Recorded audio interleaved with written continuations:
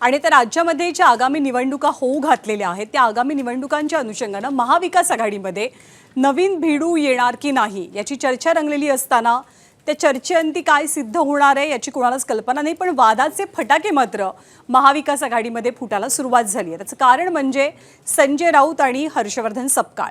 हर्षवर्धन सपकाळांची नव्या भिडू संदर्भातल्या वक्तव्यामुळे संजय राऊतांनी थेट काँग्रेसच्या हायकमांडकडेच तक्रार केल्याची माहिती आहे। पण या आरोपांचं किंवा या दाव्याचं खंडन एक प्रकारे संजय राऊतांनी केलंय। हर्षवर्धन सपकाळ यांना विचारलं असता मनसेसोबत जायचं की नाही याचा निर्णय हायकमांड घेतील असं त्यांनी म्हटलंय।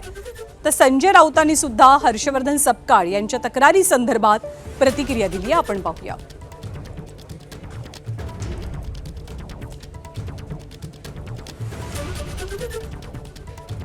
या संदर्भात कुठलाही प्रस्ताव नाही आणि याचा प्रस्ताव आल्यानंतर या संदर्भात चर्चा ही करणं हे स्वाभाविक आहे आणि त्यानंतर त्याच्यावर प्रतिक्रिया देणं हे स्वाभाविक आहे। त्यामुळे असा कोणताच प्रस्तावच नसल्यामुळे या संदर्भात काही भाष्य करण्याची मला वाटतं मनसेला सोबत घेण्यासंदर्भात संजय राऊत असेल किंवा उद्धव ठाकरे असेल यांच्याकडनं तुमच्याकडे काही प्रस्ताव आलाय का? काही चर्चा बेसिक झाली का यावरती?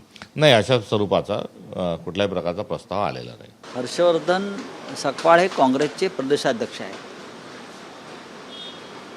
आमचे सहकारी आहेत महाविकास आघाडीतले। नक्कीच त्यांच्या पक्षाची एक भूमिका आहे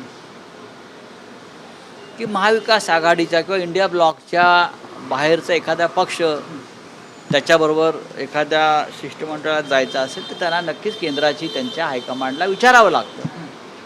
आमच्याकडे तसं नाही, आमचं हायकमांड महाराष्ट्रात आहे, ते निर्णय घेतात। तर त्यांनी जर त्यासाठी काही चर्चा केली असेल तर तो त्यांच्या पक्षाची भूमिका आहे आणि त्यांनी ती भूमिका नक्कीच मांडली की आम्हाला केंद्रात विचारावं लागेल।